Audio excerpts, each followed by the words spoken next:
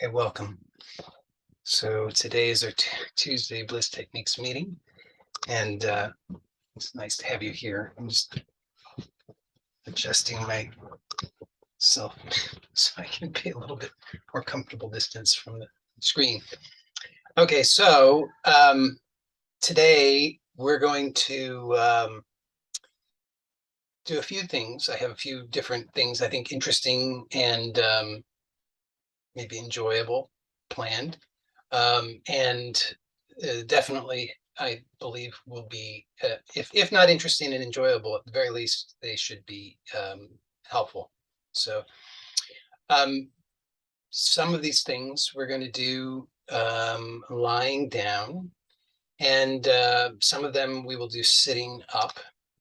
I think those are the main things that we'll be doing. I don't think we'll be doing standing or jogging in place or anything like that. So you want to have a nice setup for that.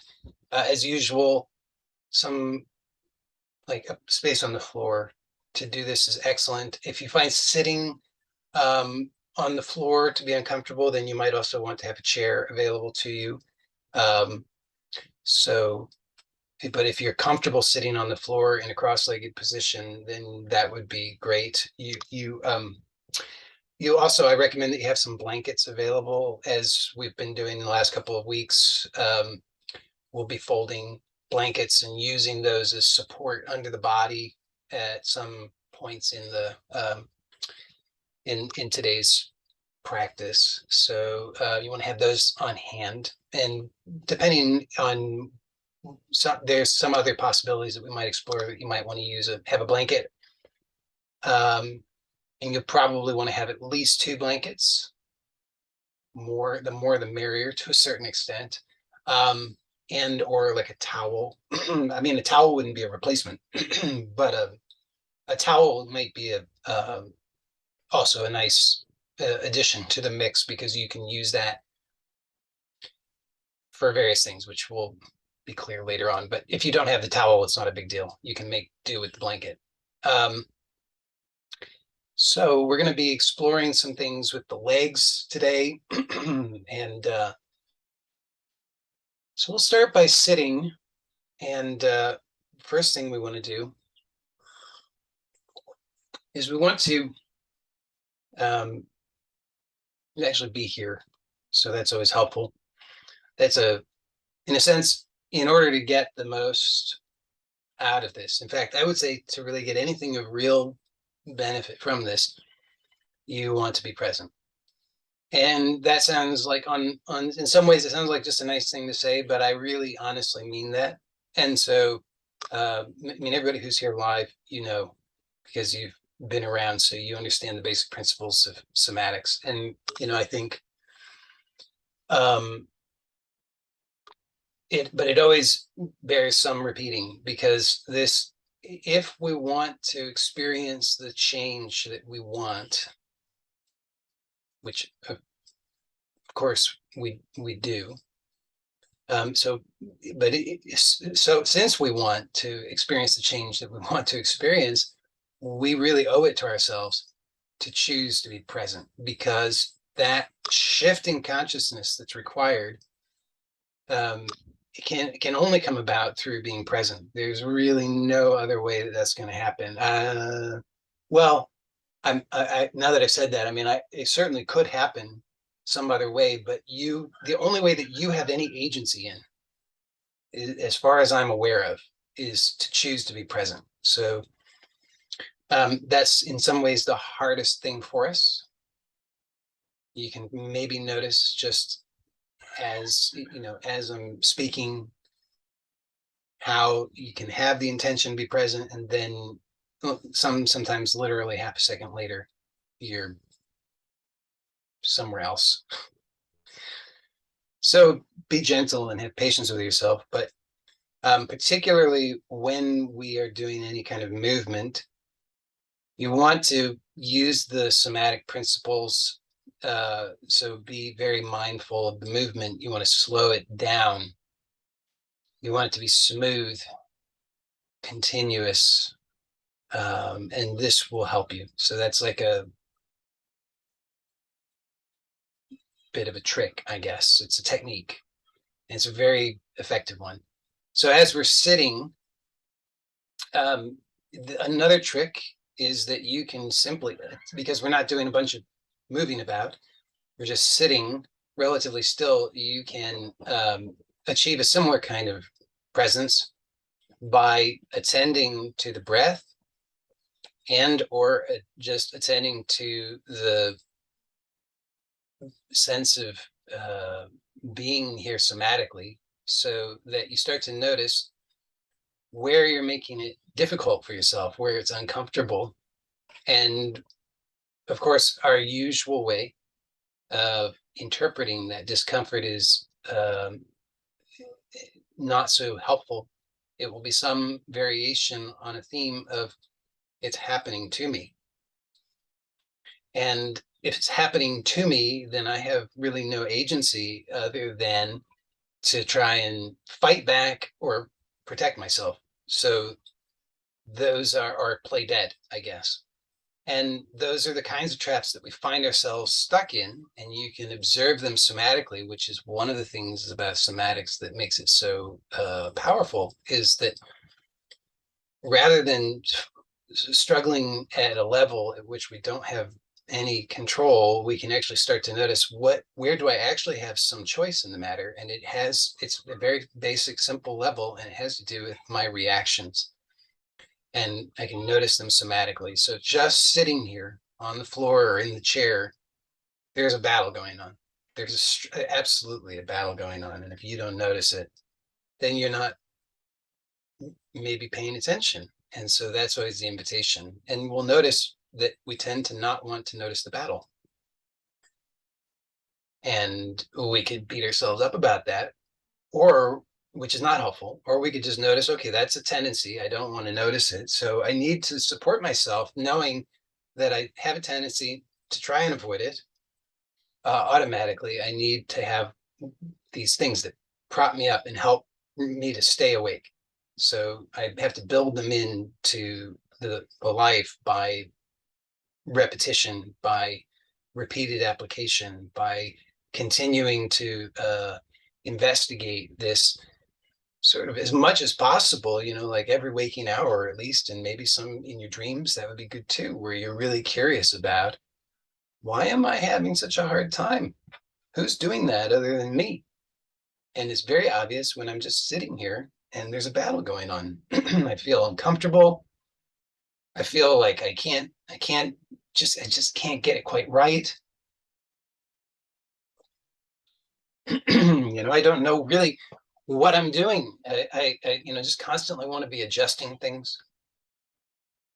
I have various strategies that appear of avoidance, fantasy, distraction,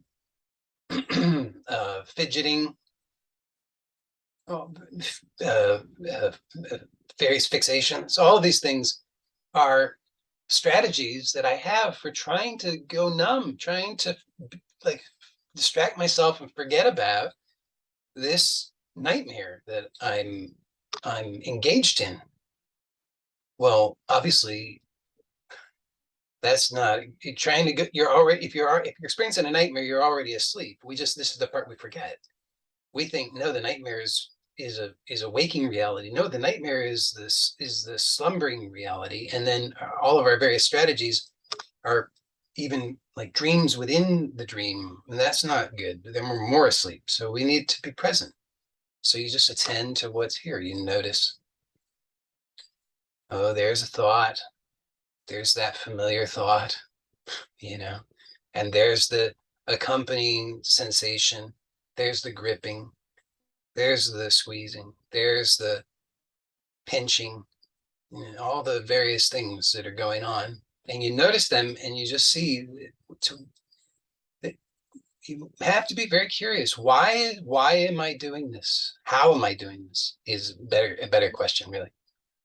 And what is the me? How is this actually happening? I want to see it so that I can regain voluntary control, choice. In my view, it's essential, because if the terror is sufficient, which for most of us it is most of the time, then it will make it virtually impossible for us to be actually present. So we have to go, we have to consciously bring more presence. In a sense, I know this seems to go against things a little bit when I say this, but it's also very true, because we want effortlessness and naturalness, but we also have to recognize that there is an effort that's required. So we need to be clear about what that effort is, because that's the one effort that we want. And we want everything else to be out of the way, clear, so that this one effort is unopposed. And the one effort has to be here. And to be present, to be conscious, to be awake. Because this is the thing that will remedy all of it. It's only when we allow ourselves to continue to fall asleep that we entertain all of these other things that tell us, but if only I did this, and what about this thing that I should, maybe that other thing, and maybe I should Google it, all of that, which maybe they have times and places, but probably not now, unless it's an emergency. You're here choosing to participate in this meeting, so you want to make the most of it, be really present. So now we're going to do something that I think will be interesting and entertaining, perhaps. We're going to do a pranayama that is called, it's a classic pranayama called Bhramari, which apparently Bhramari is like a bumblebee. And so the names are always really wonderful. So it's very illuminating. So it shouldn't surprise you what on earth would what you might think, what kind of pranayama would be a bumblebee pranayama? It's the one where there are apparently two variations that are commonly used. The one that I'm most familiar with is one that goes like this.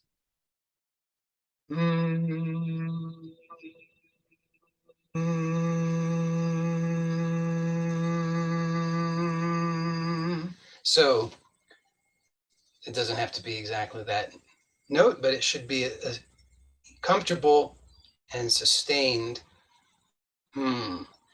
And so the lips are closed. Inhalation is through the nose. Exhalation also through the nose, but with the tongue resting, and a vocalization, but with the lips closed. So that is the essence of the Bhramari pranayama. And the notion here, perhaps maybe among others, is that this sound and vibration is, you can feel it. So do it once. Just give yourself that experience. So it should be it's one sustained, continuous pitch hummed, and like an M sound, and you want everything to be, you want to feel the resonance of it. So you want everything to be as relaxed as possible. Let the face be relaxed. You're going to close the eyes. Let the tongue be relaxed. Let the throat be as open as is possible without it being weird. Shoulders can be relaxed. Chest can be relaxed, open, so that you can feel that resonance and see how much of that resonance can you feel, and notice what is the experience of that. So it's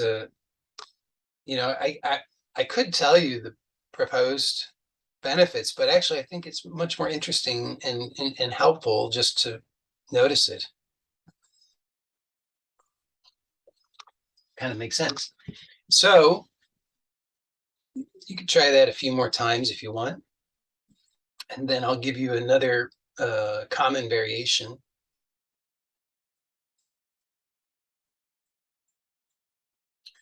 So the this pranayama is often done with a mudra, which is a gesture. In this case, it's a hand gesture. In this case, not all mudras are hand gestures, but this is a hand gesture, and it's called Shanmukhi mudra, and it's a Shan, I guess, is 6, and Mukhi is faces. So 6 gates or doorways or openings, and they are the ears, the eyes, the nostrils, and the mouth. So we close, at least symbolically, the 6 gates. And so the way we do it is we take, and you'll see why, you'll experience how wonderful it is, I hope, because it's a very nice one. You take the thumbs and you place them in, you can either put them in the ear, inside the ear hole there, obviously not if you have sharp fingernails, but and actually plug the ears gently. And this is very helpful because there are other sounds. If you're not in a completely silent space, then this way you'll really hear only you maybe shouldn't do it while I'm giving the instruction, but momentarily you'll be able to do it. But it will keep the sound interiorly. So you'll really be able to sense it very much more pronouncedly. Then the index fingers go on the eyebrows, and the middle fingers rest lightly on the eyelids, not putting pressure on the eyeballs, but just gently, lightly on the eyelids. And then the ring fingers go at the corners of the nostrils, not in the nostrils, but just at the corners of the nose. And the pinky fingers go at the corners of the mouth. So I guess you want to have clean pinky fingers to do this. And it should be comfortable. And then you want the elbows to be out to the sides. So you'll feel that this really opens up the chest and shoulders. So it's very nice, I think. Now, obviously, if you find this to be strenuous, you need not do it. But I find when it's done properly, it's very, very nice. And give that a go if you'd like with the Bhramari pranayama and see what that's like.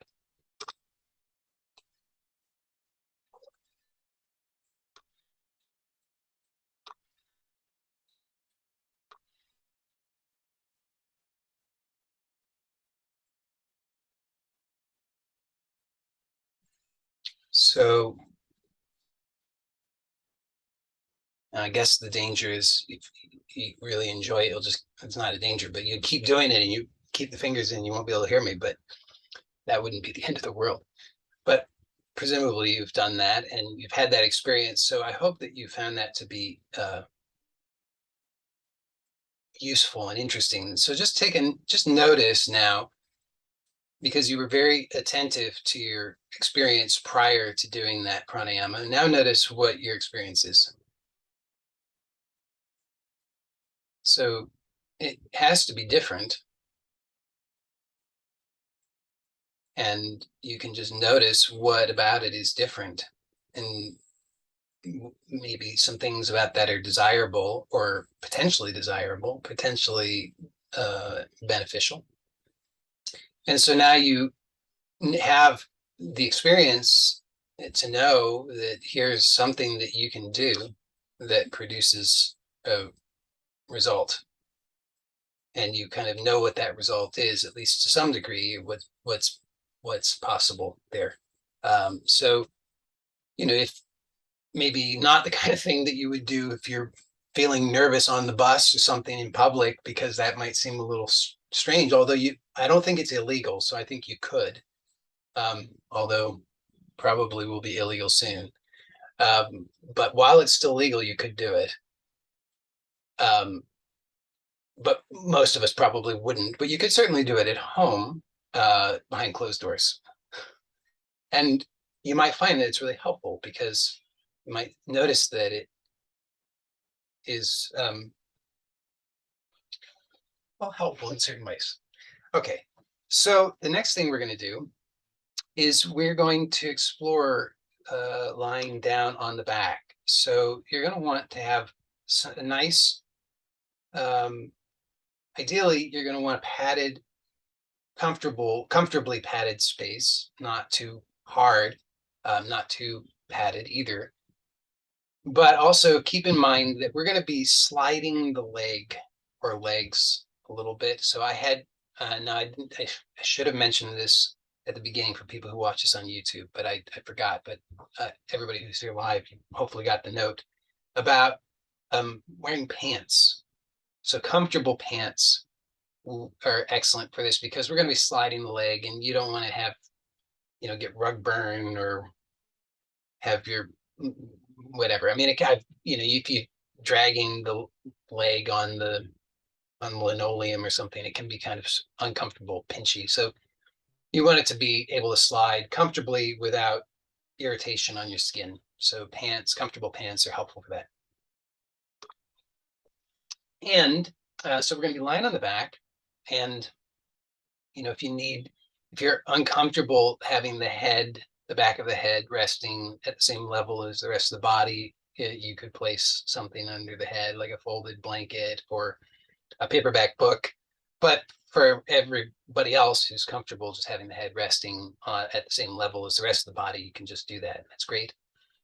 And we're going to start with both of the legs straight and resting on the floor. And you could do it in bed if floor is not doable for you. So, but I'll just be referring to the floor. And if you're doing it in bed, you'd have to translate that as bed, but I think you could do that. So first things first, let's make sure that we can start in a good way. So notice how already, there's stuff that you're holding that you don't need to be holding. So you're just lying here on the floor. You could let go of those things. So you can let go in the back of the neck, and you can certainly let go in the eyes and in the mouth and throat and in the shoulders.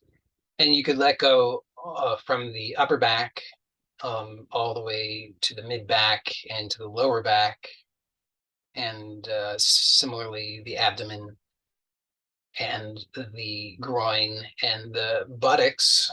It's funny that we can hold so much there. And in the thighs, hamstrings, lower legs, ankles, feet, toes. While we're at it, why not the arms and hands and fingers? Because we can just hold so much stuff in all these places. So now you're aware of the whole body lying here, and bring your attention to the left leg. And remember that gentleness is always it's our guiding light. So if you're hurting yourself, don't do that. You always have permission to do whatever you need to do. Take a break, roll over, sing a song, whatever you need to do. You're always welcome and invited to do that. But I'll be giving the instructions, assuming that you're following along with me. So we're going to have our attention on the left leg. And if you don't like the left leg for some reason, you could do it on the right leg. That's fine. But I'll give the instruction for the left leg. And if you want to do it on the right leg, you'll just have to translate left to right.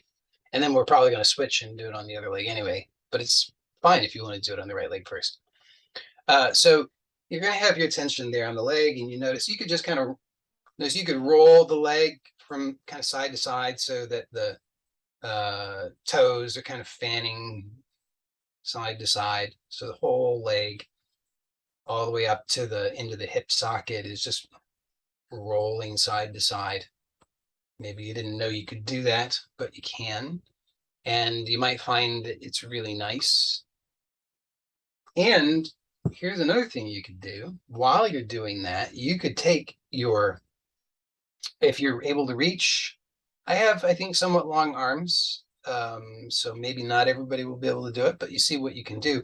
I'm able to reach my right hand over to my left, across the front of myself to the left hip, and find the that ridge of the pelvis that's the iliac crest. I can find that bone with my right hand. And so I would invite you, if you're able to do that, to do so, and just kind of feel there as you're rolling the leg in this way or in some other way. But I mean, if you don't like rolling the leg in that way, you could do it another way.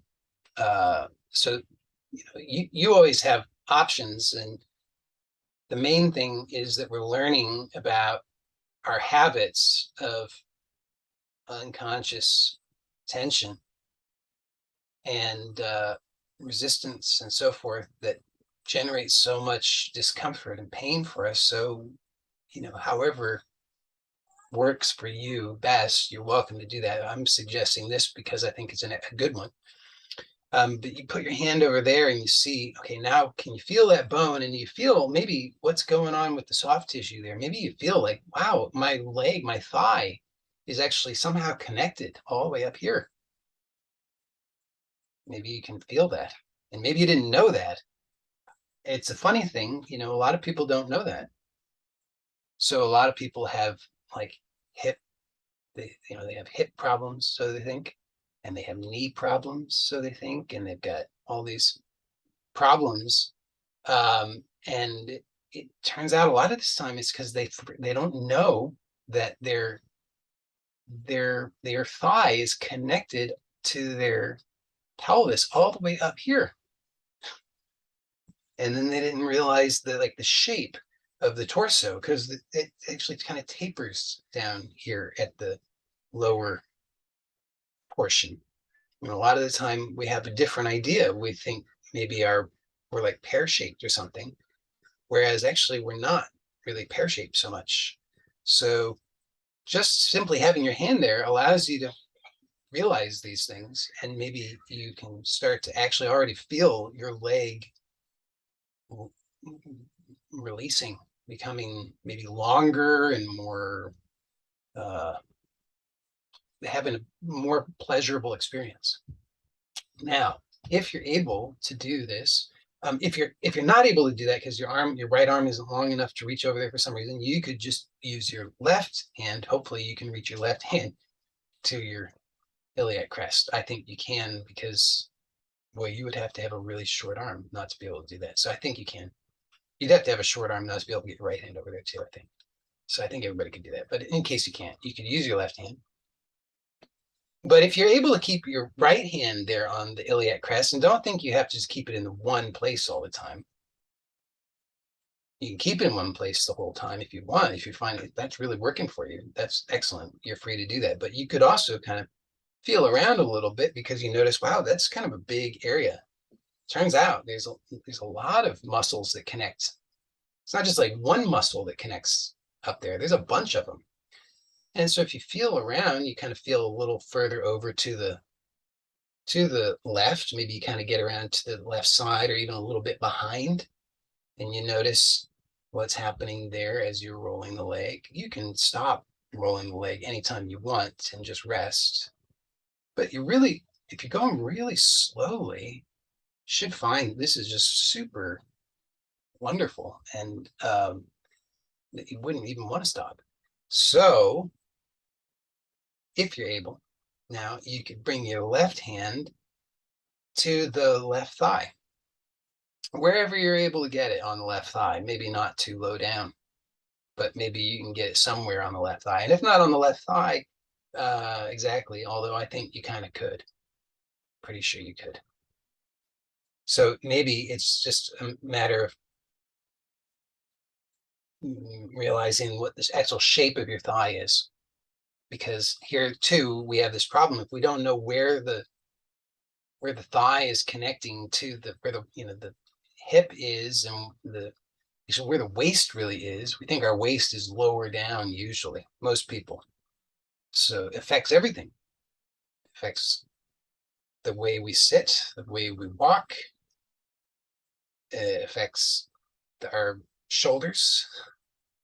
It affects everything, everything, the way we sleep. So, this should be giving you a better, clearer sense of the actual shape of the thigh, the whole leg, and you start to notice.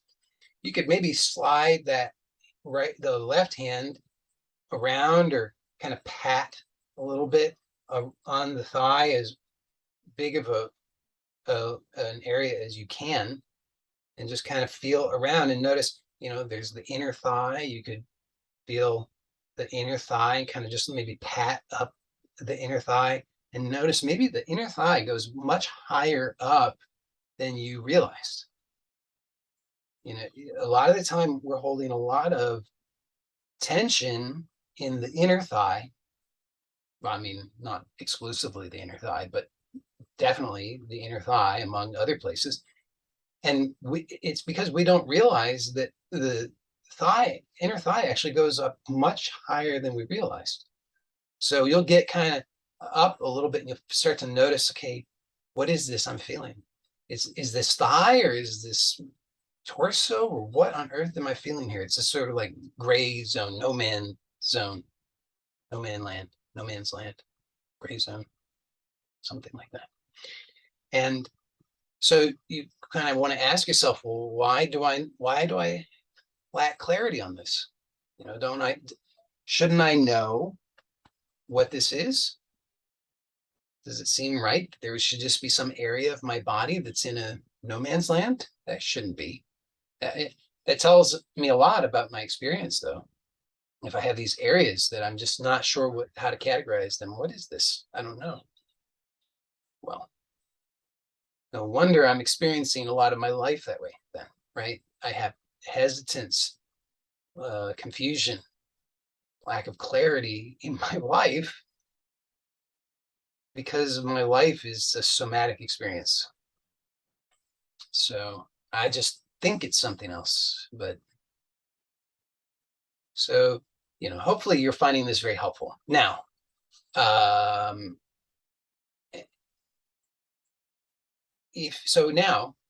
okay, you can kind of take a rest on that. Okay, just relax. And, let the arms go to the sides, and just notice now the difference between your sense of the left leg, the left thigh, the left hip, the left side of the lower abdomen, the left waist, and the right. Are they different? If they are not different, then I wonder, maybe you just are like Superman or something. That's I gotta say, I think envy is probably, envy is one of fairly universally condemned as not a good thing. But I do have to say, I have a little bit of envy of those who have such an experience. But hopefully you notice a big difference between right and left. Well, let's take a little bit more time on the left before we move to the right,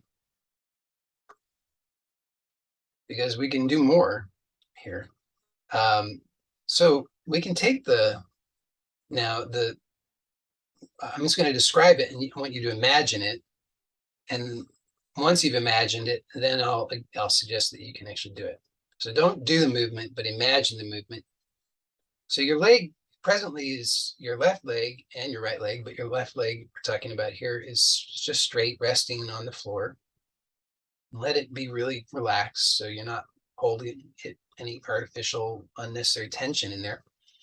So you're aware of that left leg, the whole length of the left leg and everything. You know where it connects in with your, the hip and the torso. So you have that whole awareness. And I want you to imagine now that you're going to be moving this leg by bending the left knee out to the left so that the entire leg remains in contact with the floor, but the leg is bending, so it's like a frog leg, you know. It's that kind of general idea that it kind of they move out, not both of them in this case at the same time, but the one will be moving out to the side rather than how we normally think of our legs moving. We kind of, you know, forward and backward. But here we let the leg open, just stay open out to the side as the knee is going to bend. And so the thigh is going to be also moving.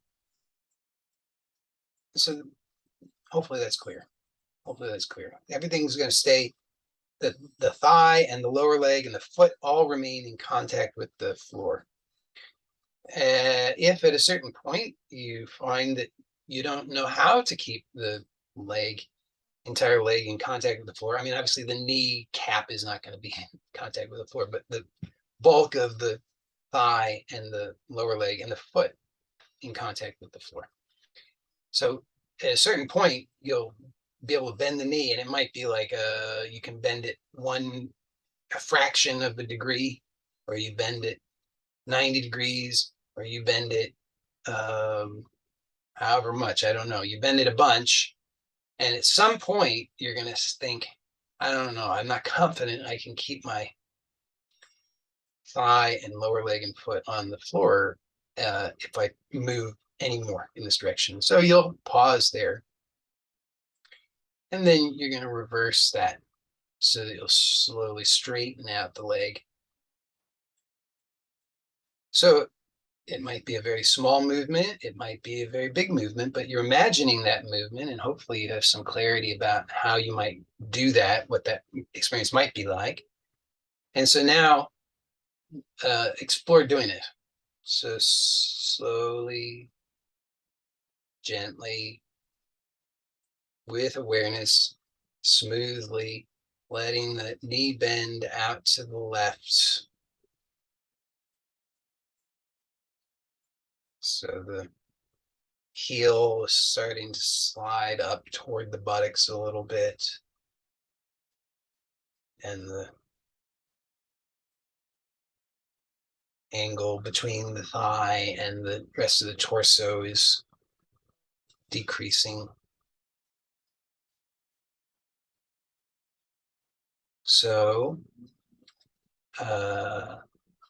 you know, eventually you could imagine it's almost a bit like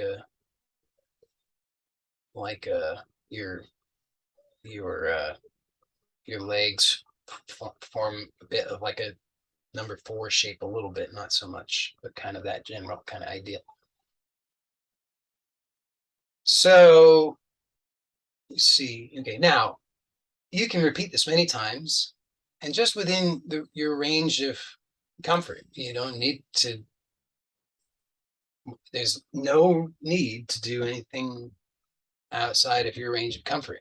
So it might be that you say, I don't seem to be able to do anything other just some little micro bend and kind of roll the leg out a little bit, and that's it. And before there's like a pulling feeling or a pinching feeling or a popping feeling or some kind of thing or fear feeling or whatever, great.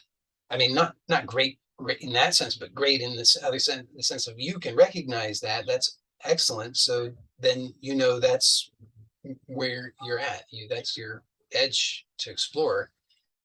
And I want you to know your body, I can virtually guarantee, I mean, I suppose there's always some there's a possibility of some very very extreme deformation that could, but it's probably not for you. So I can basically guarantee for you that your body is capable of doing this so that you know, the leg can remain on the floor as you smoothly, continuously, slowly move the knee out to the side, and the heel can come all the way to touch the like the perineum, and your knee is going to be almost out at 90 degrees. Your body is capable of doing that. You have the muscular capacity, and your skeleton is designed for it. So the only reason that you're not doing that is because you don't have the clarity. And because you don't have that clarity, there's a bunch of confusion that gums up stuff. So some of us have a whole bunch of stuff there, and some of us have just a little bit. And we have to start where we are. So wherever you are, whatever, if it's big amount or a little bit amount, doesn't matter. In any case, we actually can't really know. And that's the real thing, is we judge it based on some assumptions that are faulty. You don't know. So just be grateful. My advice is, because it will be helpful to you, is just be grateful that you're here and you're actually able to have this experience, to be present, to gain this knowledge, and to be able to begin where you are. Because imagine if you didn't begin now, how much more difficult it could be. So this is like, I'm sharing this because of lessons learned in my own experience, that out of my impatience and arrogance and anger and frustration and all of these things, I made things much, much, much, much, much more difficult for myself. And so it reached a point, at least in many respects. I don't know if it's reached that point in some other respects, but in some respects, at least, it's reached a point where I said, oh my goodness, I just can't, it's going to crush me. It's going to kill me. I can't do it anymore. It's really, really, really awful. So as painful and uncomfortable and scary as it is now, I'm really glad that I'm here now, that I'm able in this moment to attend to this, because holy cow, did it need some attendance, really desperately. So it's like, in a sense, it's a bodhisattva kind of attitude, but with yourself. So it makes it a little easier, but you got to start where you are, bodhisattva to your own self, which is that you say, if nobody else is going to do it, I may be the least among the angels, but if nobody else will do it, holy cow, I will. And I'm grateful for the employment, because this is God's creation, and it sure deserves better than what I've been given it. So I'm happy to pitch in now, kind of thing. And you'll see, it makes your life so much better, really, honestly. I mean that so sincerely. It will make your life so much better. This is the kind of stuff that we're going to explore in a different way, but in much more detail in the upcoming Power of Perception. It's really powerful stuff that you start to choose your truth.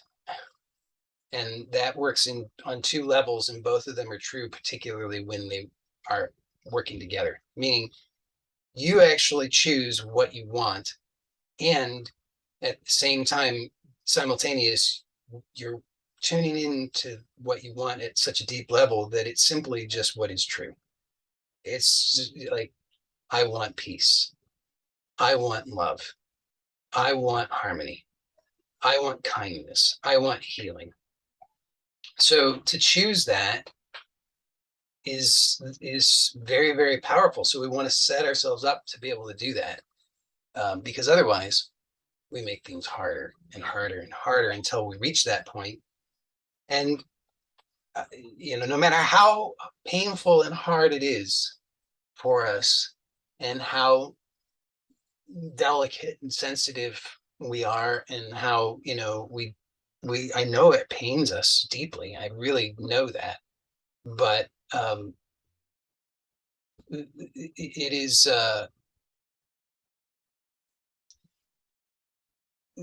many people don't have that moment.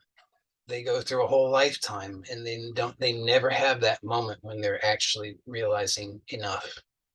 I'm willing to be here now with this as it is. The pain, the difficulty, the fear, the anxiety, the gripping, the resistance, all of it. I'm willing to be here because this is a precious gift. And I've been really devaluing it.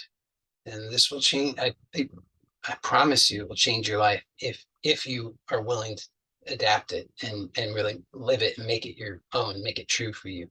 You'll see it's no longer forced gratitude. You actually are really living that gratitude authentically, but you have to choose it. So you have to remind yourself, you have to really be willing to do that. And these are great opportunities. So you can start to integrate this into your somatic practice. I mean, I think all of you who are here live, you're practicing, I think, regularly. So you know the benefits, and you can really accelerate that by adding in this piece that I'm sharing now, which is you start to you realize, okay, when I'm feeling this pain, this resistance, this overwhelm, the frustration, the whatever I call it, however I conceive of it. But when I'm experiencing this, I remember that I am grateful.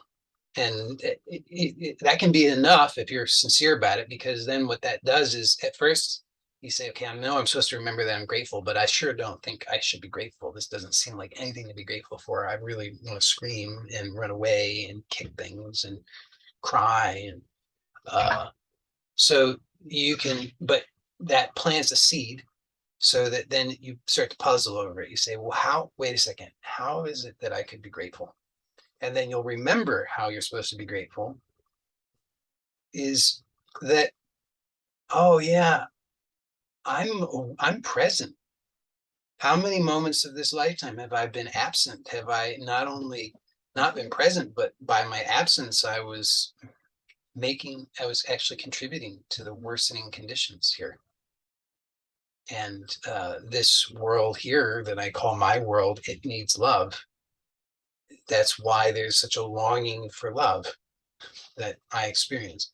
This world needs so much healing. That's why there's such a longing for healing in my experience. We were making everything personal and then thinking I have to protect myself, which is what all this stuff is that we find.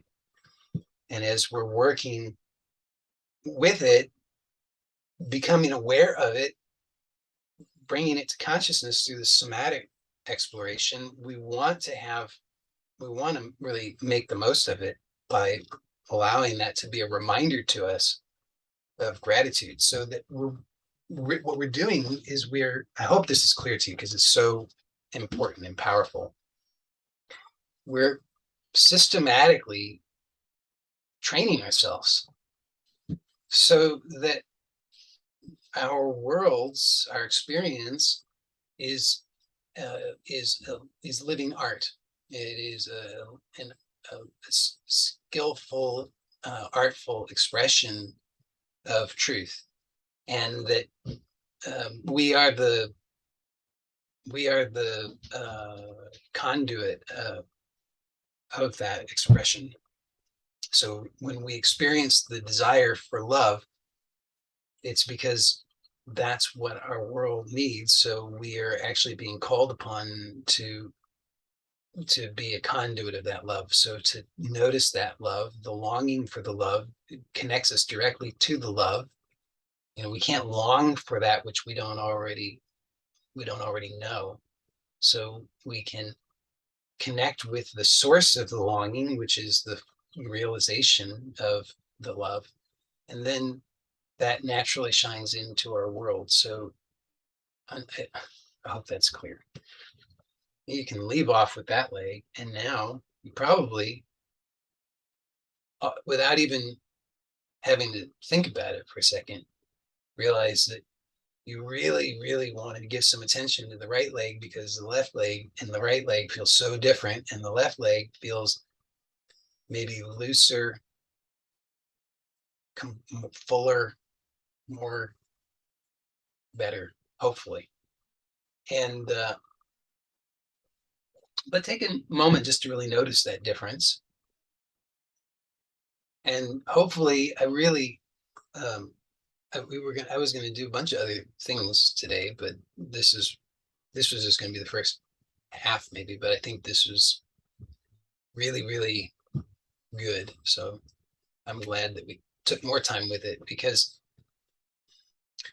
I really hope at least that you're able to notice what a big change you can experience in a relatively short amount of time, when you consider that there's some of this stuff that you have just discovered and met and liberated, integrated, is has been there for, since you don't know, like since the beginning of time, maybe, because it's maybe some of it is, as long as you can remember, that's the way it's been. Or maybe some of it, you on kind of, as you're aware of yourself now, maybe you realize, wow, I kind of can recall vaguely that at one point it was more like this. And some of it you'll realize, well, I only kind of lost that function like 5 years ago. But nonetheless, this stuff that's been there for 5, 10, 20, 50, 70 or more years, in the space of 30, 40 minutes, is where it's transformed. So now let's give a little bit of attention to this right leg. And took all the time with the left leg, and now it seems like poor right leg, it's not fair. Well, that's true. It's not fair. And we'll see if, but what, fairness cuts both ways, I guess. So let's see what it really means. So let's give this right leg a little bit of attention and see how it turns out. So you can just start by rolling the right leg. So that if you were to look down there, maybe you'd be able to see the right toes. You're just kind of moving in an arc, right and left. Maybe you can't see down that far, but it gives you the kind of general sense of it. You kind of get the idea. So the whole leg is kind of like a rolling pin almost, a little bit. It's just kind of rolling. And the whole leg, the thigh, you feel the whole bigness of the thigh as it's rolling, making you really feel all the way up into the hip. Feel maybe even the buttock, you could even feel moving along with this. So you really feel like maybe the bone is the rolling pin and the flesh is the dough, and you can feel that that bone is just sort of like rolling out the flesh, and it feels really, really wonderful. You want to give yourself that opportunity. And then we know that this trick, you can put the left hand over there on the right hip and see that you can find the iliac crest there. And remember, you can always rest. I mean, that's fine anytime. So you have permission to do that. But since we're only giving apparently a few minutes attention to the right leg, I won't script it in. We'll just, you do it improvisationally if you need. So you're got your left hand over there on the right hip, and you notice, okay, how is this right thigh connected to this iliac crest? And you feel how that whole,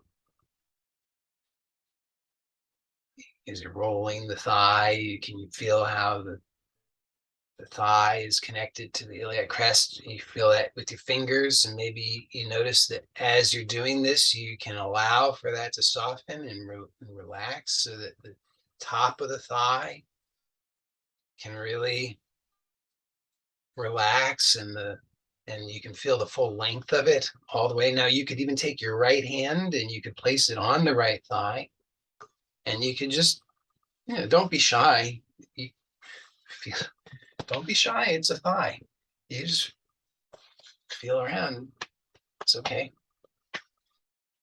I just say that because people are, I think, kind of weird sometimes about, like, is anybody looking? Is this going to be weird? I'm touching myself down there. Well, you're not fondling yourself. You're helping yourself out. So you just, feel around the top of the thigh, the outer thigh, the upper thigh, maybe as low down as you can comfortably. You don't have to strain. Then the inner thigh, and notice how high up the thigh really goes, or all around there on the on the on the right side and on the top and on the inside. You'll be surprised. Maybe you're not as surprised now, though, because we already explored the left, but boy, it goes surprisingly high up there, really. So you familiarize yourself with that. And notice as you're doing that, you should feel, boy, it's just really like decades of stuff just shedding. I mean, really, at this point, you should be able to have that. They should be able to allow that, because there's no reason why this has to take a long time. And I say that to myself as much as you, because I forget too. Sometimes I'm like, oh, why? How much longer? How much more is there? And as long as you want. When are you ready to just knock it off? So it is up to you, like, and it's fine. You get to make it take as long as you need. It's not like there's a rush. It's not a race or anything. But just know that if you start to get impatient with it, then meet the impatience with, well, then let me slow down a little bit more. Like, that's what is needed. You have to meet the impatience by slowing down, because the impatience means you're not fully conscious of something, and your brain isn't interpreting that as impatience. Well, it's a miracle happening. Be grateful, slow down, and you'll tune into it. You'll notice, oh, I can let go. But you just didn't know because you were moving too fast. If you want to rest, you can rest. Otherwise, we'll now do the thing with the knee out to the side. So start with just your arms at your sides, and just feel into that right leg, and imagine how you're going to do it. Get a sense of it.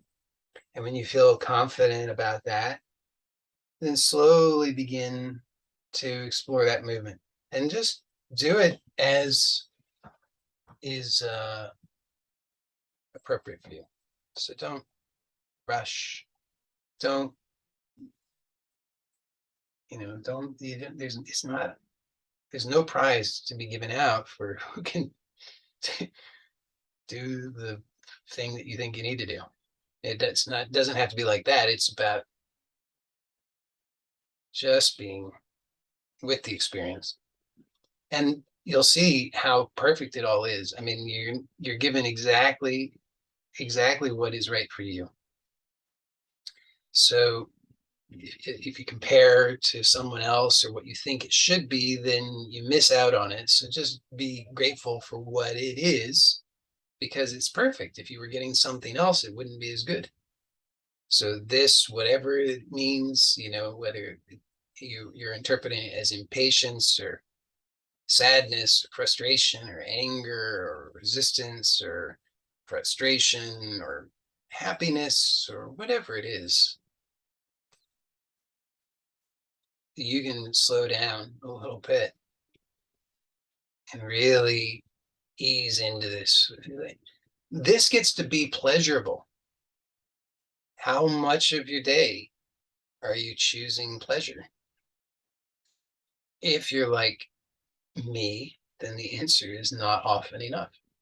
But if you forget to choose pleasure often enough, which happens, then you kind of forget that you could choose pleasure. And I know that some of you have found yourself in that situation, and you know how difficult it is. And I want you to know, every time you get a glimpse, every time something happens, every time you experience a miracle, and I mean it sincerely, the miracle I I hope that I want to hear from people, like especially in the circle, the online community. It would be really great for people to share their miracles, because a it's make it makes it's it's like it's been witnessed, so you can't go back on that. You're gonna, because your mind's gonna do it. Your mind's gonna diminish it and say, oh, it's not really that important, or I was just making something up, or whatever. But um, when you share it, it's witnessed, then you have to really keep telling the truth about it. Like, I know that that miracle really, really was real. It doesn't have to be the uh, miracles of biblical proportion kind of thing, although it might be. But it's the when you've been holding something in the unconscious for 50 years or 10 years or a year, a month, and you forgot that it was there, and it was hurting you and others, and you had absolutely no, you were desperate, you had no hope whatsoever that there was any, you thought, I tried everything, nothing was going to work, nothing's real, nothing can help me, it's just the way how it all is, everybody has to just suffer and then they die and it's just going to be horrible. uh it's my particular thing, I guess. But if you have that experience or anything even approximating that, and then you're able to discover liberation from that, even if it happens just for a second, I don't know what else you call that other than a miracle. It is that is a miracle. So when those miracles occur, you want to acknowledge them and remember them, because otherwise what happens more often than not is we lose faith in what we actually are experiencing, which is crazy. But we get sucked back down into the cynicism. And I know you've actually had it happen many times in your life. You didn't know it was happening, but you're like uplifted, and then the cynicism takes hold again, and you pulled back down into the depths of that despair and hardness and stuff. So that's like it's said, I think I heard Ram Dass of all people say this many years ago, but I think it's like they talk about, there's a mountain and you're ascending the mountain, and metaphors vary. Sometimes you ascend the mountain and that's the goal. Sometimes you ascend the mountain, then you come back down the mountain. But regardless, there's often a mountain and the notion of ascension. And it's said, okay, there are actually many paths up the mountain. We can really extend this metaphor, even beyond that. We can say, look, it's not just one path. There are many paths up the mountain. It's a very large mountain. And so we could extend it even further and say, well, obviously there's your path, and your path is the right path for you. So stay true to your path. But what happens often is we don't trust the path. Whatever the path is, we don't trust it. Whether we say it's my path, or it's God's path, or it's this path of my teacher, or it's this whatever. We say at some point we lose faith. We say, I don't know, I can't do it. And then we come back down. So then but at some point we're pulled. We say, I gotta go up the mountain. And we start up the path again. It could be the same path, a different path, it doesn't matter. But the problem is we're always starting from scratch. So we don't want to start from scratch. And the way not to, now we'll really extend this, we'll say, what are those things you stick in that the rock climbers use, I don't, bad metaphor because I don't know what they are, but the things they stick in. We need some of those so that we don't go all the way back down every time. And so putting, the thing, like giving acknowledgement to the miracles is like you doing that. You're putting this thing in so that you say, this is real. I'm not going back. I'm not going to go back down because I know that this is what is true. And what will happen at the top of the mountain, I don't even need to know. I just I'm committed to it. And whether it's that whatever that revelation is, I'm committed to that revelation. And because I know what's down there, I know what I've done down there, and I know what that has gotten me into.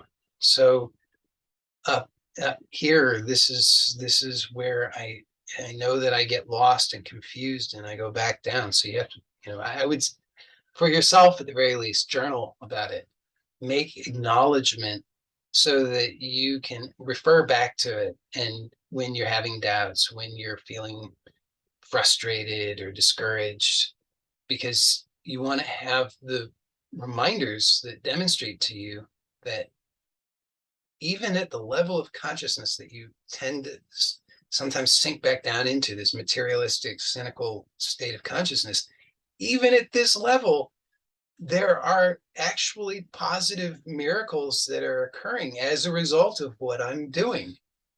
So it's like it becomes undeniable. It's not just that I had some transcendent experience. It's not just I went, on a meditation retreat and I felt awesome on day 5 through 7, or I went, ayahuasca retreat or whatever. It's like we can have so many doubts about those things because they're so extraordinary. But when the miracles are ordinary, then we're seeing these miracles are happening every day, and at least every day in which I sincerely apply myself using these principles. Then when I'm feeling bad, I know, oh, this is an opportunity for me. And that's the real power of this, is that everything becomes, it's not an obstacle on the path any longer. Everything actually becomes part of the path. That's the real, boy, when that happens, you are in a really good place, because what could stop you now when even the obstacles are the way? And you can make that shift by acknowledging the miracles, the everyday miracles that happen in your life. You can see documented.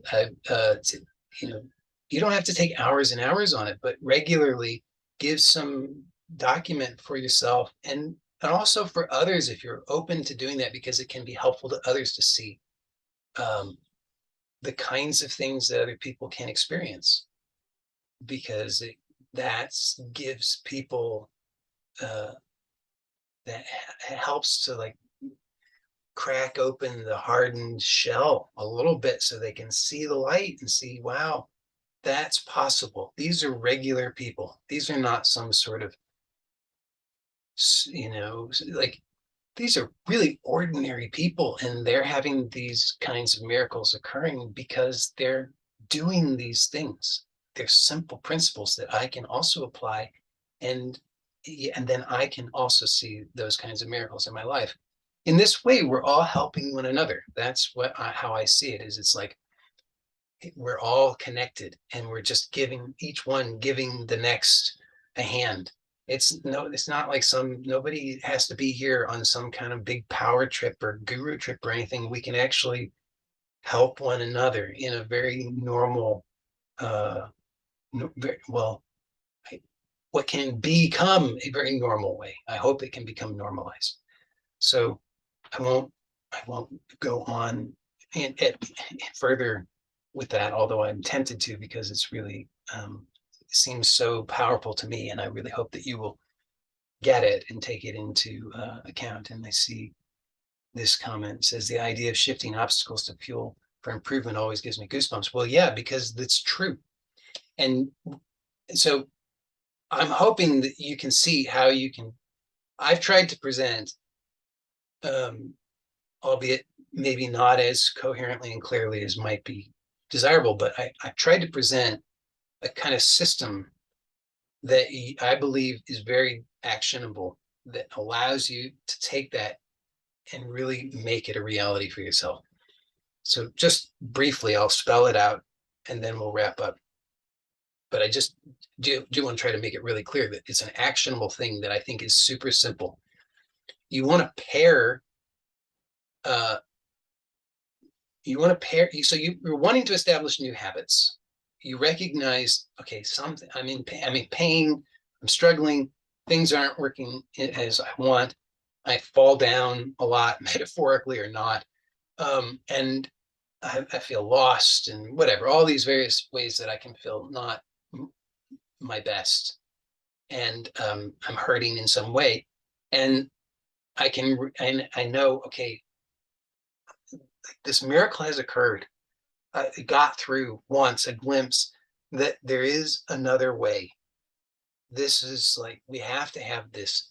And then we want to pair that with, there is another way. I remember that there is another way. So this is the thing that we have to start by pairing these things, so that something that's happening that I'm perceiving as a problem. And I would say, if you like, write it down, you can write down, okay, what are the things that are happening, okay, that are repeatedly happening in my life, like we all have that repetitive thing that happens. We go into that repetitive state, particular kind of thinking, feeling, mode of perception that occurs that we don't like, and we find it very troublesome, and it's happening regularly, daily, hourly, at least weekly, is happening often.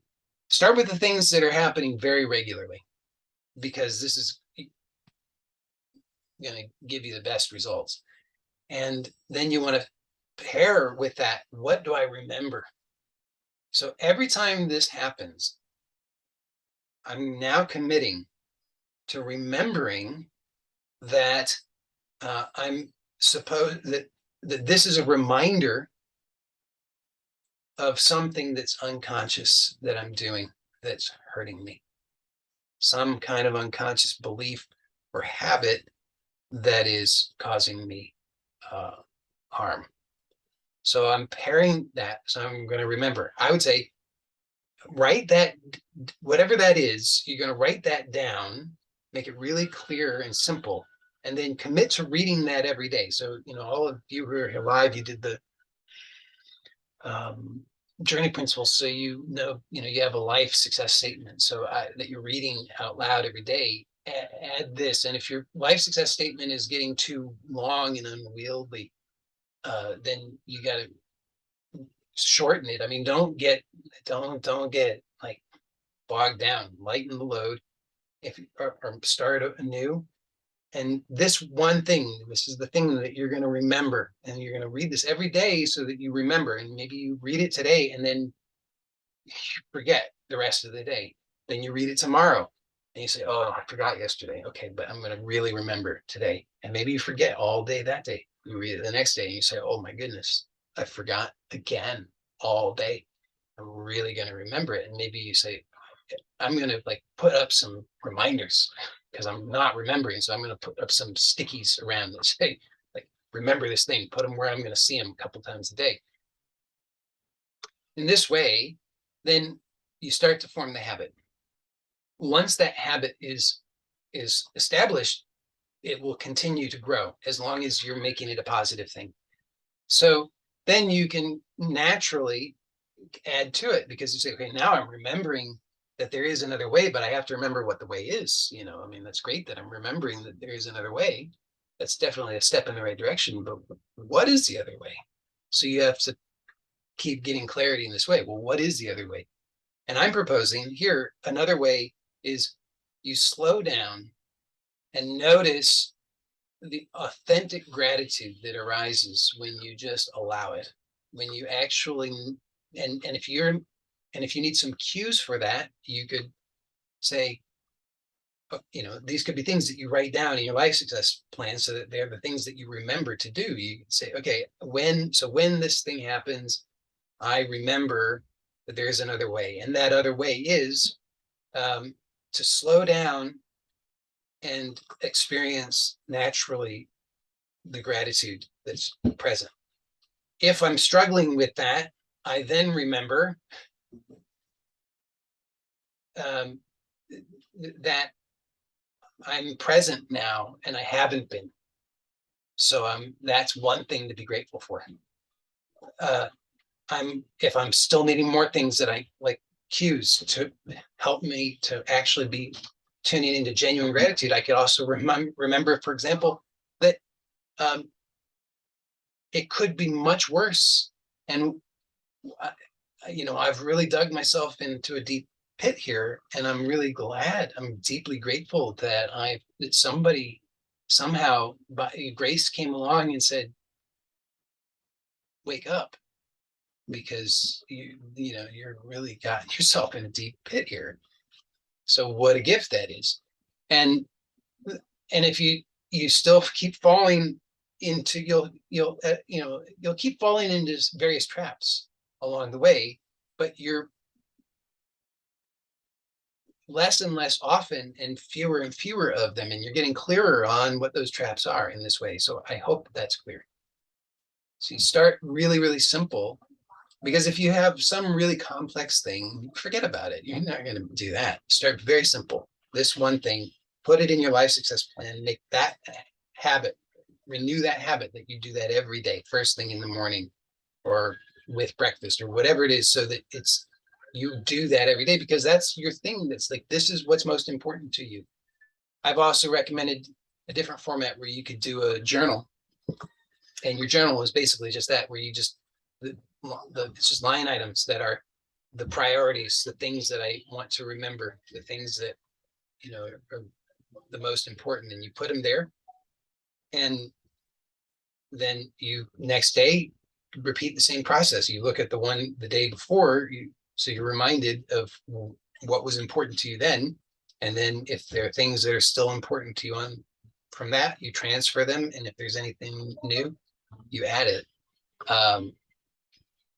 That serves the same basic kind of purpose.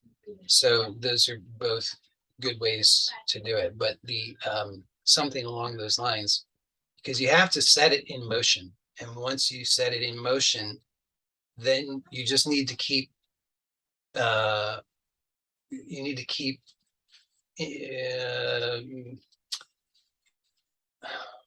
building it out, I guess, and say refining it, because you find things through your experience, through your journey. You discover things that you didn't know. I mean, you never left the village before. Now you've gone out into the big world and you discover things that you didn't know, because those didn't exist in the village. At least you weren't aware of them in the village. So you learn, like, oh, there's a situation. I didn't know about the situation, so I didn't have a plan for the situation. I don't know what to think about it. I don't know how to react to the situation. I don't know what's good or bad about the situation. So in that way, you're learning a kind of a meta process for living. It's like the art of living, and it will just keep making your life better. So enough said.